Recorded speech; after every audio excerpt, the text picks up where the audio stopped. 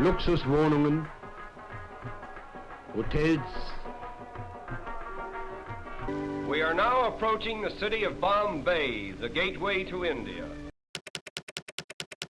8 अक्टूबर 2022 को union railway minister Ashwini वैष्णव और महाराष्ट्र के deputy chief minister Devendra Fadnavis के बीच एक डिफिनिटिव एग्रीमेंट साइन हुआ, जिसके तहत 47.5 acres of railway land handover कर दिया जाएगा धारावी के रीडेवलपमेंट प्रोजेक्ट के लिए। और इस प्रोजेक्ट का टारगेट है एशिया की सबसे बड़ी स्लम धारावी को रीडेवलप करने का। धारावी की रीडेवलपमेंट के बाद जो भी प्रॉफिट गेन होगा उसका 0.21% रेलवे मिनिस्ट्री को दिया जाएगा फॉर ऑब्वियस रीजंस, क्योंकि उसने रेलवे का लैंड दिया है धारावी की रीडेवलपमेंट के लिए। लेकिन क्वेश्चन ये है कि क्या मुंबई को स्लम फ्री बनाया जा सकता है? It has been 2 decades since Mumbai's slum rehabilitation scheme was implemented to free the city's already shrinking landscape. The Maharashtra government has given the Slum Rehabilitation Authority or SRA the power to handle all projects. Many of the shops that you see here have been around for decades, and for tens of thousands of people, this is their only source of livelihood.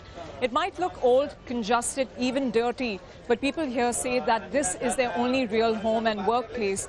पावसाळ्यात कुत्र्याच्या छत्रांसारख्या उगवलेल्या या झोपड्या सपनों का जगमगाता शहर मुंबई सामने से बहुत खूबसूरत दिखता है, बड़े बड़े स्काई स्क्रैपर्स, बड़ी बड़ी बिल्डिंग्स और बड़े बड़े गार्डन्स। पर ये बड़ी बड़ी चीजें अपने पीछे कुछ छोटी छोटी इनइक्वालिटीज को छुपा के रखती हैं, जो ऊपर ऊपर से देखने पर नहीं पता चलता। आज हम जा रहे हैं वहीं पर, मुंबई के दूसरे छोर पर। दुनिया की सबसे बिजी सिटीज में से एक मुंबई कॉन्ट्राडिक्शन की एक तस्वीर पेश करती है। कॉन्ट्राडिक्शन इस भाव में जहां एक तरफ ऊंची ऊंची गगनचुंबी इमारतें हैं, उसी के दूसरे छोर पर छोटी छोटी झुग्गी झोपड़ियां भी हैं, जिन्होंने खुद को बारिश से बचाने के लिए नीले तिरपाल से अपने बदन को ढक रखा है। अमेरिकी फोटोग्राफर और एक्टिविस्ट जोनी मिलर का एक प्रोजेक्ट है अनइक्वल सीन्स। इन्होंने इस प्रोजेक्ट में ये दिखाने की कोशिश की है कि कैसे एक तरफ वो लोग हैं जिनके पास लगभग सब कुछ है, और उसी के पैरेलल मुंबई में दूसरी दुनिया चल रही है, जिनको इस शहर में रहने के लिए 2 वक्त का खाना जुटाने के लिए भी स्ट्रगल करना पड़ता है। आप जोनी मिलर के द्वारा ली गई कुछ तस्वीरों को देख सकते हैं, जिससे आपको थोड़ा बहुत अंदाजा हो जाएगा कि आज हम किस बारे में बात कर रहे हैं।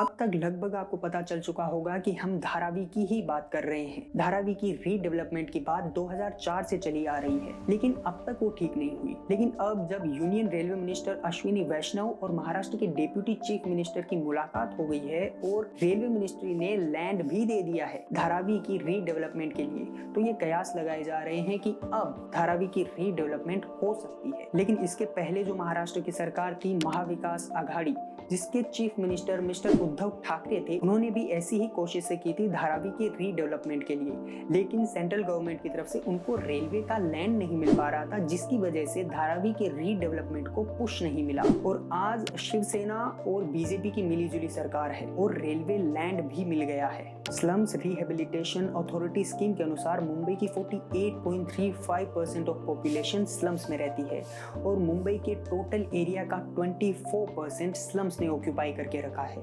यानी कि मुंबई के 24% एरिया पर मुंबई की 48.35% पॉपुलेशन रहती है। लेकिन मुंबई की इनइक्वालिटी को समझने के लिए हमें पहले समझना होगा इंडिया में इनइक्वालिटी को। Top 10% Indian population national wealth का 77% हिस्सा होल्ड करके रखती है। अकेले 2017 में 73% of the wealth generated went to the top 1%, और उसी दरमियान 67 मिलियन इंडियंस जो सबसे गरीब हैं, उनकी वेल्थ में सिर्फ 1% से इंक्रीजमेंट देखी गई। इंडिया में 166 बिलियनर्स हैं। सन 2000 में यही संख्या 9 थी और 2017 में 101 हो गई। 2018 और 2022 के बीच इंडिया हर दिन एक नया मिलियनर पैदा कर रहा था। ऑक्सफैम की एक रिपोर्ट के अनुसार रूरल इंडिया में काम करने वाले एक मजदूर को 941 साल लगेंगे उतने पैसे कमाने के लिए जितने पैसे अर्बन इंडिया में टॉप लीडिंग कंपनी में काम करने वाला कोई भी व्यक्ति एक साल में कमाता है। हम बात कर रहे हैं धारावी की। धारावी मुंबई में लोकेटेड एक स्लम एरिया है जो 2.1 स्क्वायर किलोमीटर में फैली हुई है। ये भारत की ही नहीं, दुनिया की सबसे बड़ी स्लम्स में से एक है और एशिया की सबसे बड़ी स्लम है। यहाँ की आबादी लगभग 10 लाख के करीब है। यहाँ रहने वाले ज्यादातर लोग कपड़े का, चमड़े का और मिट्टी के बर्तनों का कारोबार करते हैं और एक एस्टिमेट के अनुसार यहाँ का सालाना कारोबार 1 बिलियन अमेरिकी डॉलर का है। अब इस तस्वीर को ध्यान से देखिए। ये हैं SPR श्रीनिवास, जो CEO हैं धारावी रीडेवलपमेंट बोर्ड के। इन्होंने 4-5 रीजंस बताए हैं जिसकी वजह से धारावी को रीडेवलप करना one of the most complex task है दुनिया में, और इसके पीछे इन्होंने कुछ रीजंस बताए हैं। रीजंस इस प्रकार हैं। सबसे पहला रीजन है कि यहाँ की पॉपुलेशन डेंसिटी बहुत ज्यादा है और जब भी यहाँ पर रीडेवलपमेंट की बात होगी तब लोगों को यहाँ से वहाँ करने में बहुत ज्यादा टाइम लगेगा और ये प्रोसेस बहुत ज्यादा खर्चीली भी है। धारावी में हजारों ऐसे कमर्शियल और इंडस्ट्रियल स्ट्रक्चर्स हैं जो हमारी इकोनॉमी को बूस्ट करते हैं। इसके विषय में भी एक रणनीति बनाना बहुत ज्यादा जरूरी है। यहाँ की डेमोग्राफी अपने आप में बहुत ज्यादा कॉम्प्लेक्स है। Different culture, different communities, different languages. Dharavi कोई रिमोट एरिया में बसी हुई बस्ती नहीं है जिसको आसानी से रीडेवलप किया जा सके।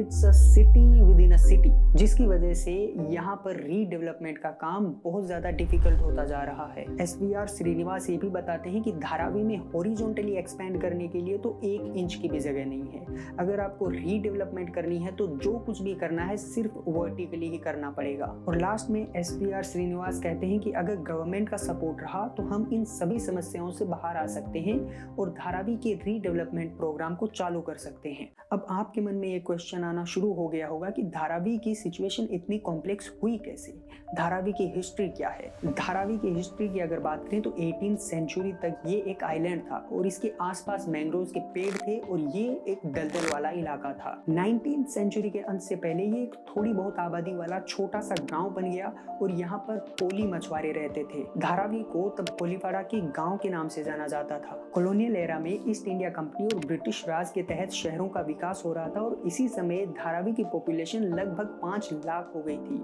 और उस समय यहाँ की पॉपुलेशन डेंसिटी लंदन शहर से 10 गुना ज्यादा थी। अब धारावी की सिचुएशन इतनी कॉम्प्लेक्स कैसे हुई उस पर आते हैं। इस समय तक सबसे ज्यादा पोल्यूशन फैलाने वाला चमड़े का कारखाना था जो 1887 में बॉम्बे से शिफ्ट होकर धारावी में आ गया था और इस चमड़े के कारखाने में काम करने वाले कुछ हिंदूज और मुस्लिम्स भी धारावी के एरिया के आसपास झुग्गी झोपड़ियां बनाकर रहने लगे थे। बताता चलूं कि धारावी की सबसे पहली मस्जिद, जिसे बड़ी मस्जिद के नाम से भी जाना जाता है, चमड़े के कारखाने के साथ ही 1887 में बन गई थी और सबसे पुराना हिंदू मंदिर जो गणेश जी का है 1913 में बना था। धारावी का फिल्मों से भी कनेक्शन रहा है। बॉलीवुड की cult classic Amitabh Bachchan starrer 1975 की दीवार, मीरा नायर की सलाम बॉम्बे, ब्लैक फ्राइडे, जोया अख्तर की गली गैंग और टोनी बॉयल की Oscar winning movie Slumdog billionaire ने धारावी को इतना पॉपुलर कर दिया कि इंडिया से ही नहीं बल्कि दुनिया भर से यहाँ पर टूरिस्ट आते हैं घूमने के लिए। अब आते हैं धारावी की रीडेवलपमेंट पर कि इसके पीछे क्या समस्याएं हैं। रवि वोरा जो 46 साल के हैं, एक रेजिडेंट है धारावी के,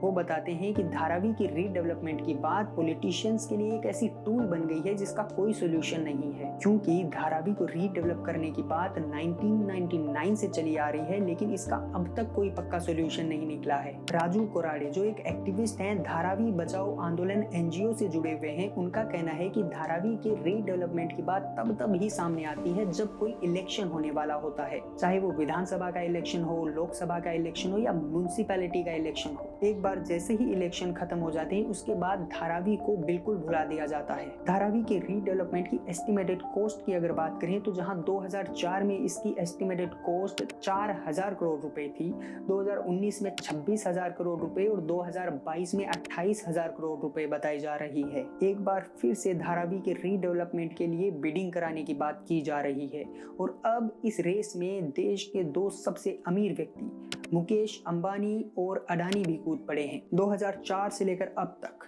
पिछले 18 सालों में इस प्रोजेक्ट में कई उतार चढ़ाव देखने को मिले हैं, लेकिन अब चांसेस बहुत ज़्यादा हैं कि धारावी की रीडेवलपमेंट के लिए काम जल्दी शुरू हो जाए। क्या आपके पास कोई प्रैक्टिकल सोल्यूशन है धारावी की प्रॉब्लम्स का? कमेंट्स में बताना ना भूलें।